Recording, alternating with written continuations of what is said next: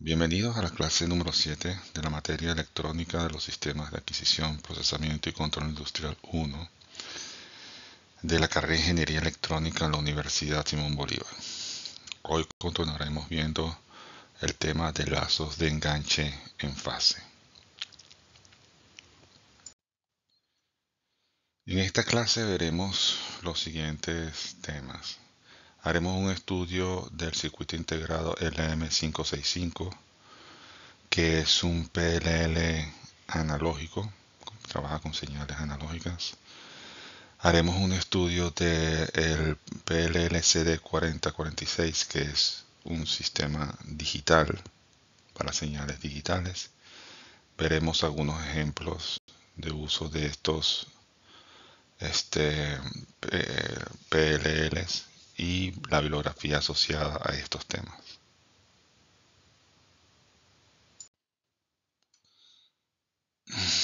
El diagrama de bloques que compone el 565, el LM565, es el que básicamente conocimos en la clase previa. Tenemos el detector de fase, que es básicamente el circuito de la celda multiplicadora de Gilbert, un amplificador, un filtro pasabajas donde la resistencia del filtro ya está predeterminada, lo único que es colocar un condensador, y el bloque del circuito VCO con sus componentes requeridos para que él oscile adecuadamente. Es un sistema visto así bastante sencillo.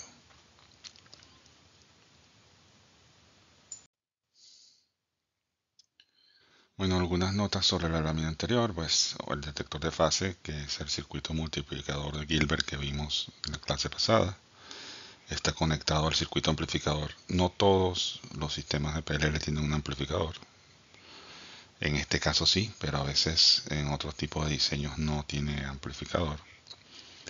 Este circuito amplificador tiene como objetivo mejorar el nivel de la salida del detector de fase para que pueda manejar el VCO correctamente. Recuerden que el VCO ingresa un voltaje de entrada y produce un voltaje, una señal con una frecuencia de salida. Entonces, para producir esa frecuencia de salida, el voltaje tiene que estar dentro de ese rango dinámico de operación del VCO.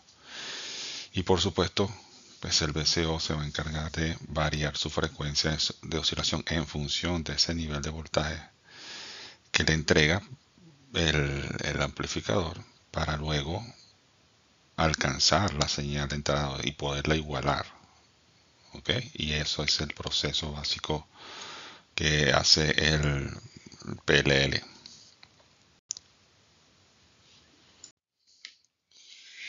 Los terminales 1 y 10 son para energizar el circuito integrado. Sus valores máximos son más o menos 12 voltios, pero puede ser operado con más o menos 9 voltios y más o menos 6 voltios. Los terminales 8 y 9 sirven para colocar el resistor y el condensador que determinan la frecuencia libre de oscilación del VCO. Los terminales 2 y 3 son las entradas del detector de fase o multiplicador de Gilbert. Usualmente se usa el terminal 2 como entrada y el terminal 3 se conecta a tierra. El terminal 4 es la salida del VCO. El terminal 5 es para colocar la señal proveniente del VCO que será utilizada por el detector de fase para multiplicarla con la señal de entrada del sistema. Generalmente se une con el terminal 4, pero en ciertas aplicaciones puede venir de un circuito externo, no necesariamente el VCO propio del integrado. El terminal 6 es el voltaje de salida de referencia del amplificador interno. El terminal 7 es el voltaje de salida del amplificador que va hacia el VCO.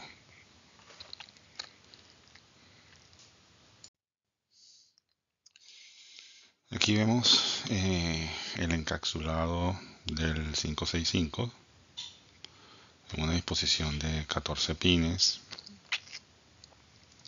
que vamos a usar como referencia para algunos montajes experimentales y hacer demostraciones de funcionamiento del PLL.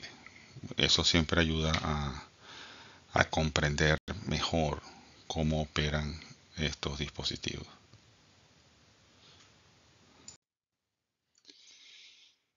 Ahí tenemos una representación gráfica de lo que sería el circuito típico del 565. Como verán, son muy pocos componentes, ¿no? Este R1C1 que está asociado al VCO y como vamos a ver un poquito más adelante, se simplifica la selección de sus valores. El condensador que está asociado al filtro pasa baja, cuya resistencia viene predeterminada por el circuito. Solamente hay que añadirle el condensador para fijar la frecuencia de corte del filtro.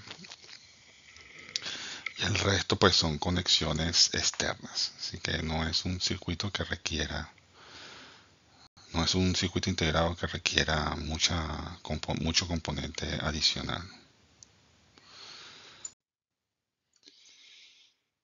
Ahí tenemos una representación gráfica de lo que sería el circuito típico del 565. Como verán, son muy pocos componentes, ¿no? Este R1C1 que está asociado al VCO y como vamos a ver un poquito más adelante, se simplifica la selección de sus valores. El condensador que está asociado al filtro pasa baja, cuya resistencia viene predeterminada por el circuito. Solamente hay que añadirle el condensador para fijar la frecuencia de corte del filtro. Y el resto pues son conexiones externas, así que no es un circuito que requiera, no es un circuito integrado que requiera mucho componente adicional. Ahí vemos ahora las fórmulas para poder hacer el diseño de lo que se quiere implementar en base a la aplicación que se busque con el 565. La frecuencia de oscilación del VCO viene dada por la expresión 1.2 entre 4 veces R1C1, que son la resistencia del condensador que establecen básicamente la frecuencia de oscilación. El rango de seguimiento viene dado por la expresión FL igual a 8 veces F0, la frecuencia de oscilación del VCO, entre VCC menos VSOE, o sea, la polarización del sistema. Fíjense que la frecuencia que ya establecería el rango de seguimiento depende directamente de la frecuencia de oscilación del VCO. Una vez capturada la señal, el PLL sigue enganchado con esa señal depende del VCO. Y por último, la frecuencia del rango de captura viene determinada por la ecuación FC raíz cuadrada de FL entre 2pi por 3.6 kiloohmios, que es la frecuencia interna del filtro, la resistencia interna del filtro, por C2. Vean que el rango de captura tiene una dependencia cierta con el filtro. El filtro pasa baja, que es el que entrega el DC para que él trabaje.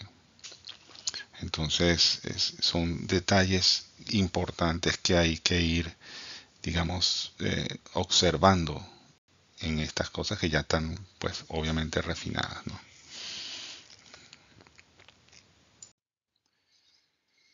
El fabricante del integrado 565 proporciona unas ayudas gráficas para poder determinar algunos de los componentes asociados con el PLL. En este caso, para determinar la frecuencia de oscilación del VCO deseada, pues hay una gráfica que tiene su eje X la frecuencia deseada y ofrece cuatro familias de curvas o cuatro curvas asociadas con un valor específico del condensador. De tal manera que con la frecuencia deseada y seleccionando un condensador que uno desee usar para montar el sistema, proyecta sobre el eje Y un valor aproximado o bastante aproximado del cual sería la resistencia más adecuada. Obviamente la escala no permite mucha precisión, pero bueno, es una ayuda bastante significativa sobre ese particular, ¿no? Y también da la polarización, o sea, la energía que se necesita para que el sistema funcione bajo estas curvas, ¿no? Eso es una limitante importante que tener en cuenta. Algunas formas de onda características del circuito cuando está operando correctamente. Podemos observar que en el pin 4, que es la salida del VCO, se genera una onda triangular centrada alrededor de cero, con una amplitud de más o menos 1 voltio pico pico.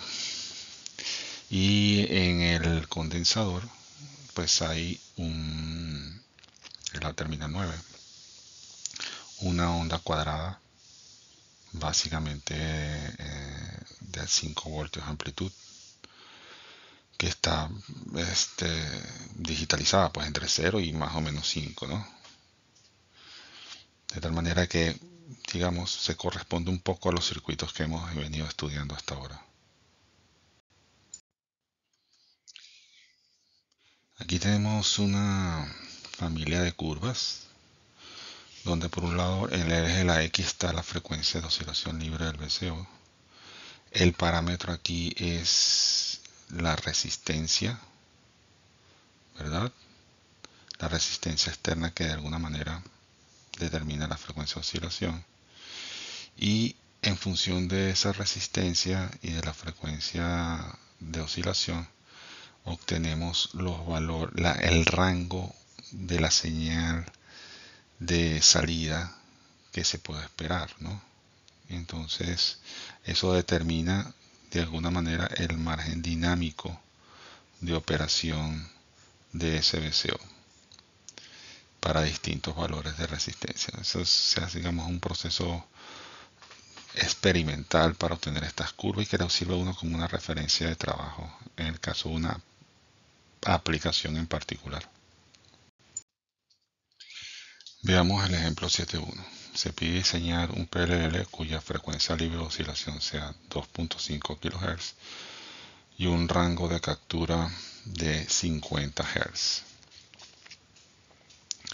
Se dispone de fuentes de voltaje de más o menos 12 voltios, más o menos 12 voltios, ¿no? Entonces, aplicando las tres fórmulas que vimos anteriormente, la resistencia asociada al VCO, colocando ahí el valor del F0 oscilación, sería 12 kiloohmios. El rango de seguimiento en función del valor del rango de captura y de la frecuencia de oscilación del VCO nos daría que esa sería 833 Hz. Y el filtro, el condensador para el filtro pasa bajas, pues si ya tenemos internamente 3.6 kiloohmios, entonces solamente está calcular el valor de C2 sería 14.74 microfaradios.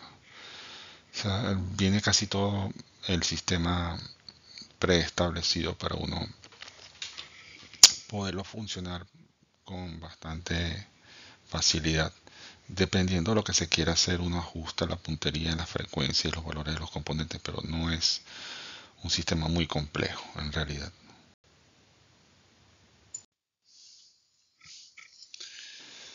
Empezaremos el estudio del CD4046, el cual es un PLL para señales digitales, básicamente.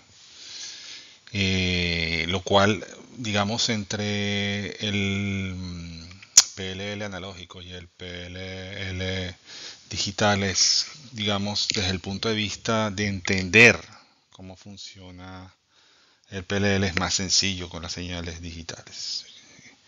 El manejo de las señales analógicas, como ya vimos, es un poco más complicado. Acá, bueno, tenemos un circuito integrado de 16 pines donde destaca la doble polarización. Hay dos comparadores de fase que se pueden utilizar, una opción u otra opción, dependiendo de las características de lo que se vaya a trabajar. Está la parte del VCO para poderlo configurar con sus resistencias y condensadores.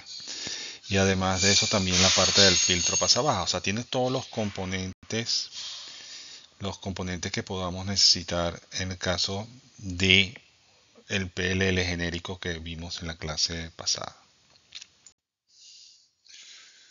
Bueno, un diagrama interno de lo que hay en el CD4046. Está el VCO con dos resistencias y un condensador.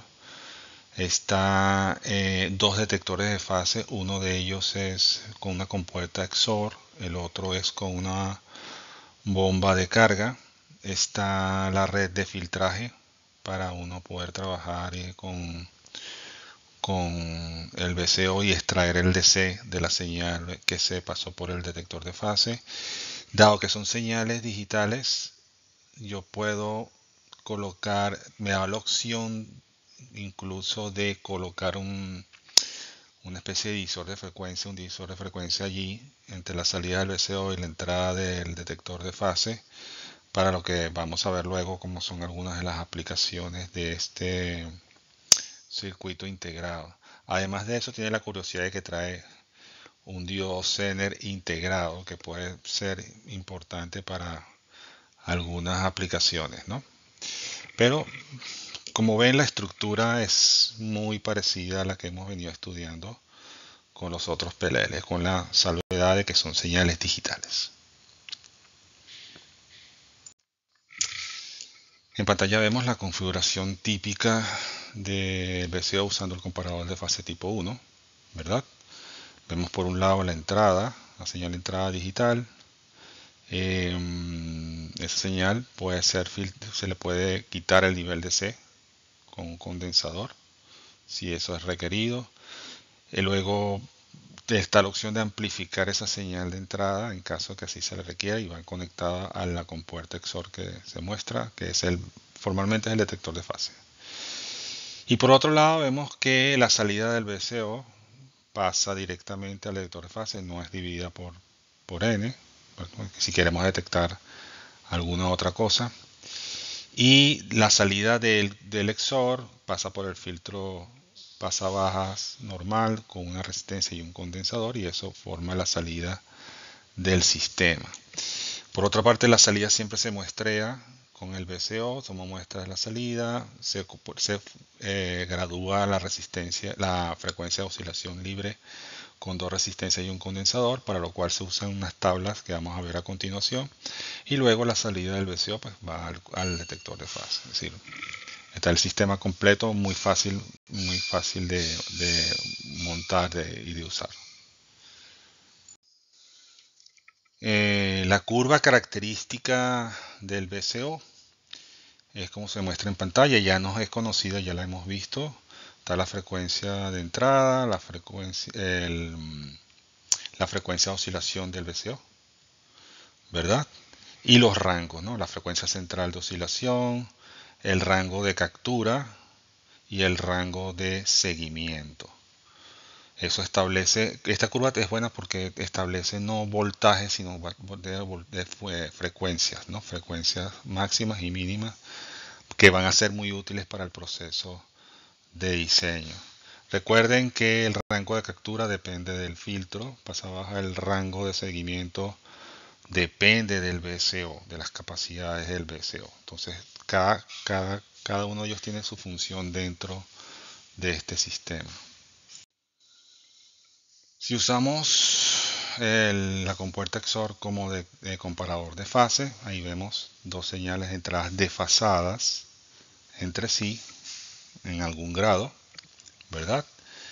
Y el VCO, la compuerta XOR lo que hace es que, bueno, si las señales son diferentes coloca un 1, si las señales son iguales pues coloca un 0. Y eso nos da idea de cuál es el desfasaje.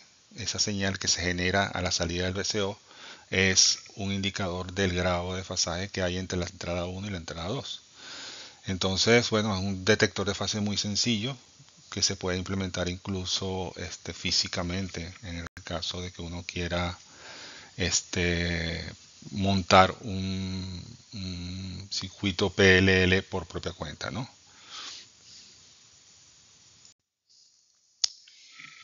La función de transferencia del comparador de fase tipo 1, en este caso la compuerta XOR, muestra la relación entre el desfasaje y el voltaje promedio de salida de la compuerta. Entonces, esa fase varía linealmente entre 0 y pi, alcanzando su punto ideal en el medio, que sería pi medios, ¿no? Pi medios tiene asociado entonces un voltaje promedio de V sub D de medios. Es importante porque eso de alguna manera permite calibrar el funcionamiento del comparador de fase. Tiene que tener una curva característica como la que ustedes ven en pantalla.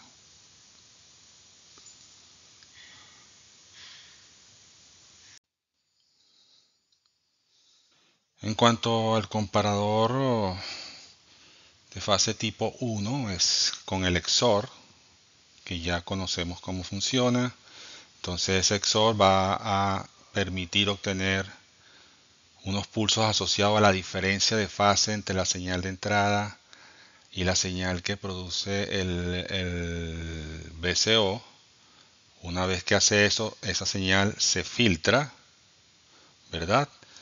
Básicamente lo que hace es como una especie de rizado, porque acuérdense que al final el filtro lo que hace es una especie como de integración. Entonces integra cuando está subiendo, su pendiente cambia a pendiente negativa cuando va bajando y así se sostiene. Eso es lo que esperamos ver dentro de lo que sería la salida del filtro pasa abajo. Más allá de no se pretende que uno trabaje con las armónicas y eso, sino simplemente el comportamiento temporal en el dominio del tiempo del circuito.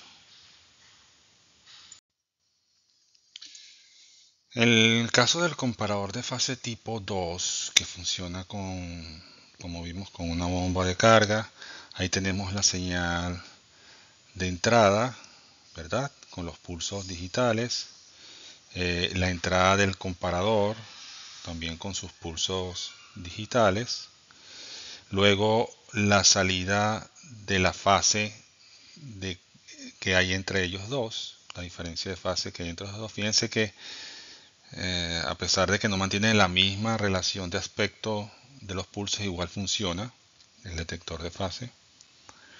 Y luego la salida que produce ese comparador de fase, que observen cómo mantiene, o sea, hay una detección del pulso donde está la diferencia de fase y luego se mantiene en nivel alto hasta que después hay una pequeña caída de la salida del detector de pulso. Eso permite ser más fino en cuanto a lo que se le va a entregar al VCO. Entonces, lo que sale del filtro, que filtrando la señal anterior, es lo que va a llegar al VCO y en la calidad del voltaje que le llega al VCO va a permitir que sea que el componente pueda trabajar más eficientemente en el enganche.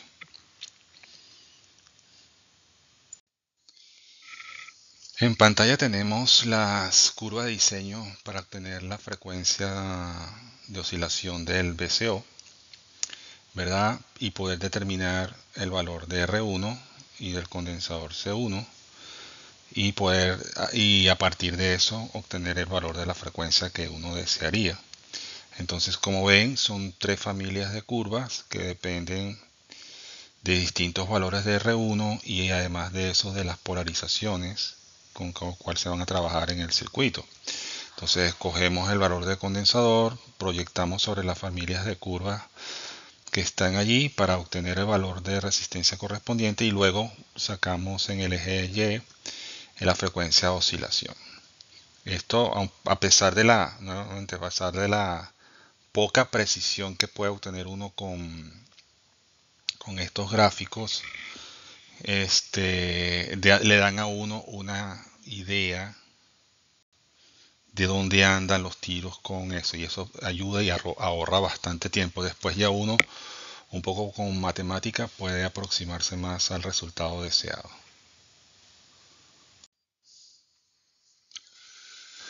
Aquí tenemos una gráfica interesante que muestra las curvas de diseño para obtener la frecuencia mínima. Vemos tres familias de curvas asociadas con cierto valor de resistencia, ¿verdad? De R2. Y también dependiendo de la polaridad con que se esté trabajando con el chip.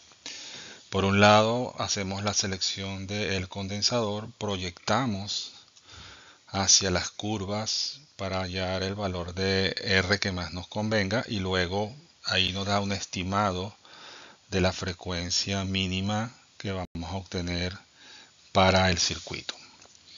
Ah, Quitando aparte la precisión que tenga esta herramienta gráfica, es muy útil porque le da a uno una idea bastante cercana a lo que debe utilizar. El datasheet del 4046 ofrece en tablas más o menos el proceso de diseño con sus ecuaciones correspondientes. Tanto para el VCO y su frecuencia de oscilación libre, como para el filtro. En este caso, en esta tabla vemos que hay dos opciones: si se usa el comparador de fase tipo 1 o el comparador de fase tipo 2, dependiendo un poco ya de cierta experiencia en el diseño de circuitos que trabajen con este tipo de componente. En ambos casos hay la opción de que la resistencia R2 sea infinita, sea un circuito abierto, ¿verdad? En ese caso se tiene que el VCO no tiene offset, o sea, la curva característica del VCO que viene incorporado con el chip no tiene offset, no está desplazada, ¿no? Entonces ahí el rango máximo y el mínimo, la frecuencia central y el voltaje, ¿no? Los rangos de voltaje. En el caso con offset vemos que la curva está desplazada, por supuesto tiene un offset, está desplazado un cierto DC, igual con su pendiente, su frecuencia máxima, su frecuencia mínima, su frecuencia central la frecuencia central de operación, la frecuencia libre de oscilación. Y en el caso del comparador de fase tipo 2 también, pues con R2 igual a infinito y con un valor finito de R2, de acuerdo a las ecuaciones, y con las curvas características. Entonces, también están las ecuaciones para el diseño de los dos tipos de filtros, pasabajas. Uno es más sencillo con R y C, con su frecuencia de corte que está asociado al rango de captura. Recuerden, el rango de captura que está determinado por el filtro, porque depende de lo que deja pasar.